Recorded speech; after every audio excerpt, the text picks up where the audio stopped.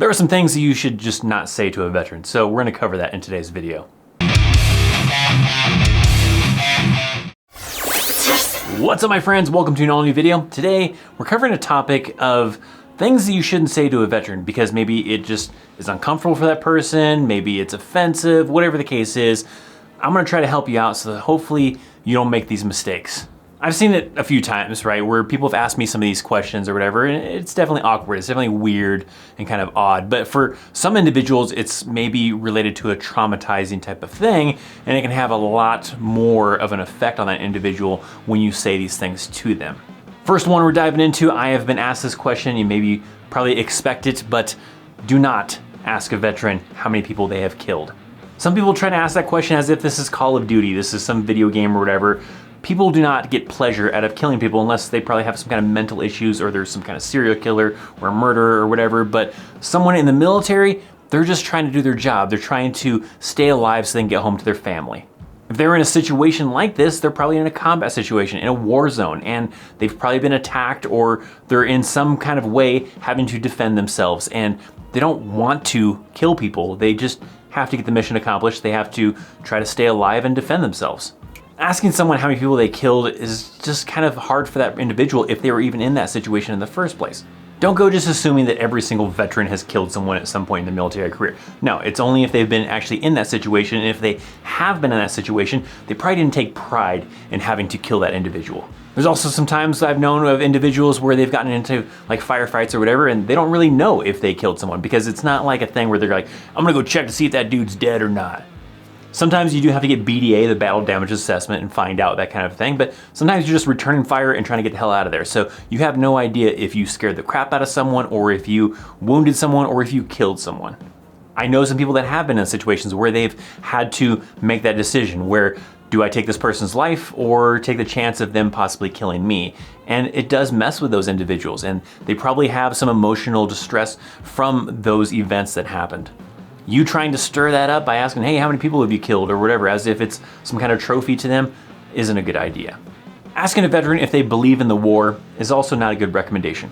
You see, the individual, they go in with certain expectations and they don't know if they are gonna go to a conflict or not. They're prepared for it because that's part of the job description or part of what could potentially happen, but sometimes, they may not agree everything with why they're going there, but they have to. They have to follow orders, they have to go through with it, and trying to stir up, political stuff, for the most part, a lot of veterans don't want to talk politics, don't want to talk about if they feel like the war is justified or if it's not justified.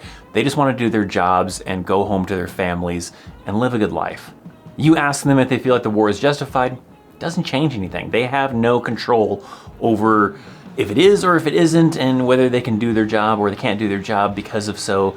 They just have to get the mission accomplished and try to make sure everybody from their platoon, their squad, their battalion, whatever, gets home safely.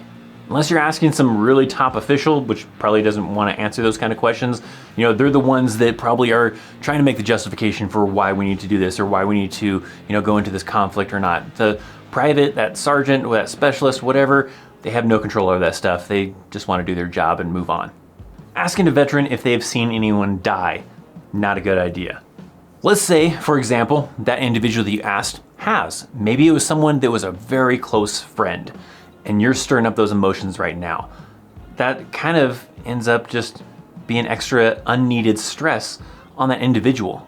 There are times when veterans, maybe had to try to save their buddy. Maybe it was a civilian that they were trying to help out, and yeah, maybe they did see some people die, but again, it's also kind of going back to that first one. It was probably very traumatic for them to see that individual pass on or struggle to, stay alive or whatever the case might have been. And trying to stir up those emotions isn't something that you want to try to, intentionally do. If someone wants to willingly share that information with you, cool. But you shouldn't be trying to, get that information out of them by asking them, hey, do you know anybody that died while on conflict? Or did you have any friends? Or did you see any civilians? Or whatever the case was. Did you see anybody die when you were in whatever country or whatever conflict? Sometimes they'll see like in comments on like other videos or certain other topics or whatever the case is, where people will say, well, you signed up for this.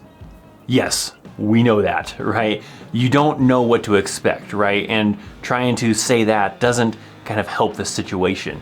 it's almost like you're blaming them for being in that kind of position, right? You don't expect to maybe be in some kind of, difficult decision-making kind of situation or some kind of difficult mental situation or whatever the case is that maybe that individual is struggling with or that's going on currently in the United States or in that environment or whatever, and you just saying, well, you signed up for this, that kind of just makes it seem like it's their fault that they're in that situation. I mean, an example of that is, let's say you're working at whatever retail store, just as an example, right? And the boss there just sucks really bad and he's blaming crap on you that's not your fault and making you do extra stuff and everything. And you're trying to complain to someone saying that, hey, my boss has been really ragging on me and blah, blah, blah, and all this stuff like that. And that person said, well, you applied for that job.